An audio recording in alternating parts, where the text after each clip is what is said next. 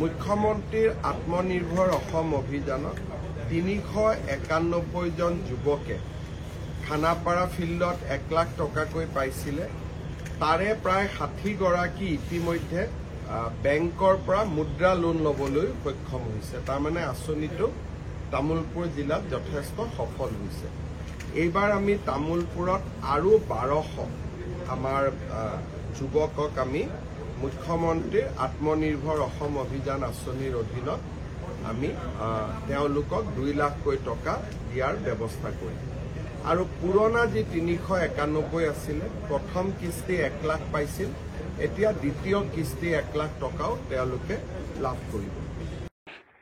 অসম আত্মনিৰ্ভৰ আঁচনিৰ ওপৰত হিমন্ত বিশ্ব শৰ্মা ছাৰে কেইবাটাও আপডেট দিলে। আপোনালোকে গমে পায়, বাক্সা ডিষ্ট্ৰিক্টত গৈছে, ওদালগুৰি, বাক্সা, এনেকৈ কোকৰাঝাৰ বহুত জেগাতে গৈ আছে। বহুতে বহুত ধৰণৰ কুৱেশ্যন কৰিছে যে অসম আত্মনিৰ্ভৰ আঁচনিৰ কি হ'ল কি নহ'ল।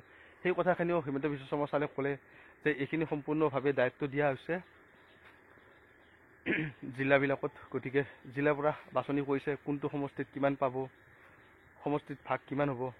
3000 যদি এপ্লাই কৰিছে এখন ডিষ্ট্ৰিক্টত, তাত ধৰক 2500 দিছে, 2000 দিছে, সমষ্টি হিচাপে ভাগ কৰক। এটা সমষ্টিত কিমান পৰিব, যদি 2400 দিয়ে 800কৈ 3টা সমষ্টি থাকিলে, এতিয়া আপোনালোকে নিজে হিচাপ কৰি লওক যে আপোনালোকৰ সমষ্টিত, আপোনালোকৰ ডিষ্ট্ৰিক্টত কিমানটা সমষ্টি আছে, তাৰপৰা সমষ্টিৰ পৰা আপোনালোকৰ ডিষ্ট্ৰিক্টত কিমানটা পঞ্চায়ত আছে, তাৰপৰা পঞ্চায়তৰ পৰা আপোনালোকৰ নিজৰ বুথ কমিটি কেইখন আছে, সেইটো হিচাপ কৰা। আপোনালোকে নিজে নিজে আপোনালোকে হিচাপ কৰক, নিজে নিজে ওলাই যাব। আপোনালোকে হিচাপ কৰি লওক প্ৰথমতে যে আপোনালোকৰ পঞ্চায়তত কেইটা বুথ কমিটি আছে, নিজে হিচাপ কৰক। আপোনালোকৰ জিলাখনত কেইটা সমষ্টি আছে, সেইমতে আপোনালোকে ভাগ কৰক। আপোনালোকে নিজে গমে পাব যে নিজৰ ডিষ্ট্ৰিক্টখনত কিমানজনে এপ্লাই কৰিছিলে, কিমানজনে এপ্লাই কৰা নাই।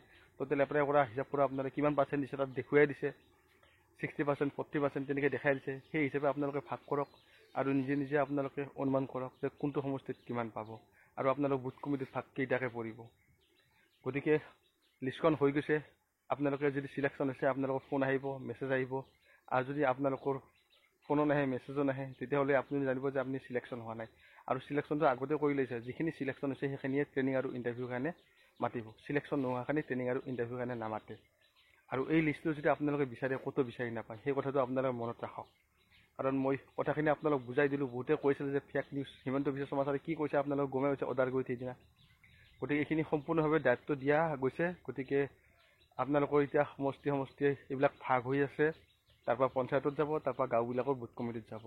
গতিকে আপোনালোকৰ ক'ত কেনেকৈ কাৰ চিনাকি আছে, আপোনালোকৰ যদি চিনাকি আছে আপোনালোকে সুধি ল'ব পাৰে।